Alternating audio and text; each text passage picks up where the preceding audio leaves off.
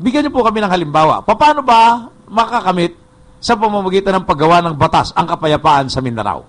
Ano po ang inyong panukala dyan, ma'am? Una-una, tingnan natin yung peace policy framework, yung gagawin po nating parang roadmap, no? Is tingnan yung ano ba ang dahilang root cause, sabi na, ano ba ang dahilan nagkakaroon ng rebellion? Bakit anong pinag-umpisahan nito? Right.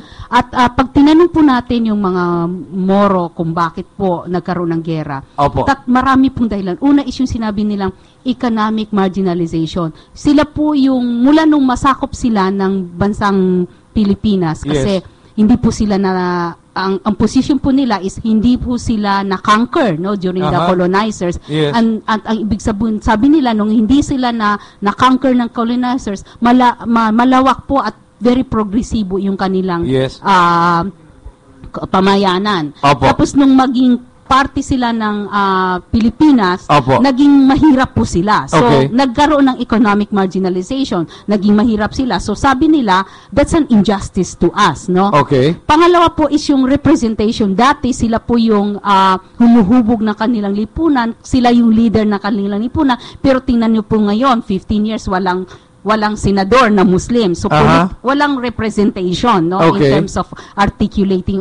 At pangatlo po is yung socio-cultural injustice na, ang tinatawag, kayo po, attorney, alam nyo, tinatawag kaming cultural minorities noon. Ibig sabihin, may kulturang superior at merong kulturang minor. At that is yung Moro at saka yung Lumad. Yung kultura namin, ang tingin mababa, minsan po pinagtatawanan yung pagsalita namin, at lalo na po yung relihiyon. So, ang feeling is yung identity namin at yung human dignity namin bilang tao, hindi po pantay ang pagtingin sa amin katulad ng pagtingin ng buong tao sa Pilipinas. Parang mababa yung pagkatao namin. So, yan po yung yan po yung root causes of the conflict. Kaya pag tayo po ay maglalagay ng peace policy, dapat po tugunan yan.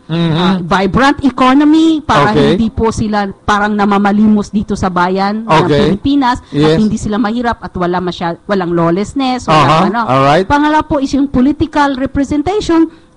Bigyan po sila ng opportunity na makaupo at maluklok sa matataas na posisyon sa gobyerno para nasasabi po nila ang kanilang mga pananaw at ilang mga posisyon at issues and concern. At pangatlo po is yung, alam po niyo, attorney, hanggang ngayon, hindi po kayo maniniwala, 2004 Pulse Asia Survey, out of the 39 people interviewed, no? They still have very negative view of Moro. Kahit na out of the 39%, I think around only 14% had an actual encounter with the Moro. Pero yung consciousness is, hindi pa siya nakakausap ng Moro, hindi pa siya nakakakita ng Moro. Marinig lang na yung pangalan na Abdul, iba na yung iniisip. So, pag apply ka ng trabaho, hindi pa tinignan yung qualification mo. Basta pangalan pa lang. Hindi ka na papasa sa interview. Mag-ano ka ng boarding house, naku, Muslim yan, huwag natin. So, ang laki po ng impact yun sa kapayapaan kasi nandoon yung parang, napaka-unfair naman po nun, hindi ganon. Lalo na po nung pagkatapos ng 9/11, terorista na po kami lahat.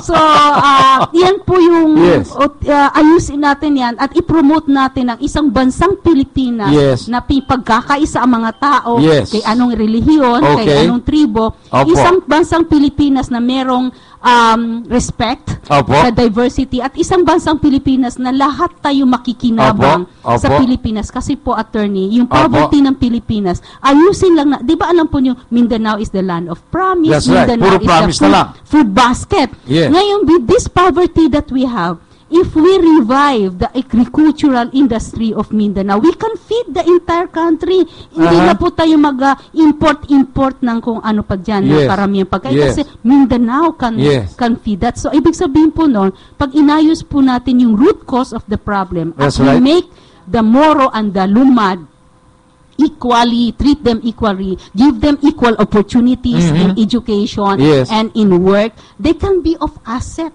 to this country. To this country. And so therefore, the Muslim Christians and katutubo of the entire country can work together to build this country again to the great and bring it back to the glory in the past where we were in the Southeast Asia. Tayo yung nangunguna sa lahat. Ngayon, we're next to Cambodia. That's right. Pinakamababa. Alright. Okay. Nako, napakarami pa akong itatanong, kaya lang inaabutan na kami ng oras dito ni Madam Yasmin Busranlao. Pero at this point in time, meron po akong gustong itanong sa inyo at ito po usually tinatanong ko sa lahat ng mga kandidatong nagpupunta rito. Para bagang ito yung aming ito yung aming final question, kumbaga. Kayo po bilang isang Muslim at mahahalal na senadora ng bansang Pilipinas sa Mayo 2010 elections. Meron po ba kayong plataforma ng spiritualidad o kabanalan upang makasigurado tayong ang mga Pilipino ay sumusunod sa mga utos at tuntunin ng Diyos? Anuman ang kanilang pananampalataya, anuman ang kanilang pinaniniwalaan. Ay nako, napakagandang tanong po yan, attorney.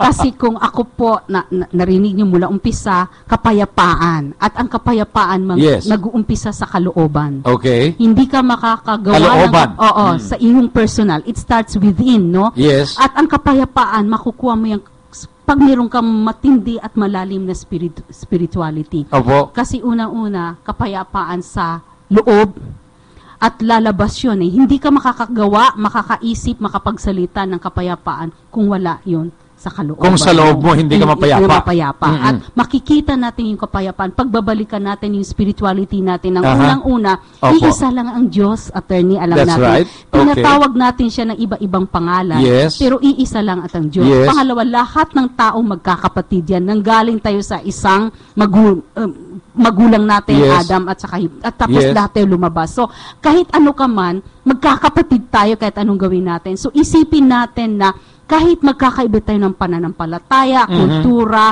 kung ano pa man dyan na practices, dapat po irespeto natin yon, mahalin natin ang ating kapwa, tulad ng pagmamahal natin ating sarili. Kasi kung hindi po natin iisipin yon, ay talaga po yung sinabi nila, pupulutin tayo sa kangkong. Yeah, that's right. So, ang pinaka-centerpiece po ng kapayapaan na agenda is pag binalangkas po mo yan, spiritualidad po ang nandun. Kahit anong pananaw, kahit anong religion, and kahit anong tawag mo sa Diyos, basta fina-follow mo yung utos ng Diyos na sinasabi nilang hindi mo gagawin sa kapwa mo yung ayaw nilang gawin sa sarili that's correct. mo.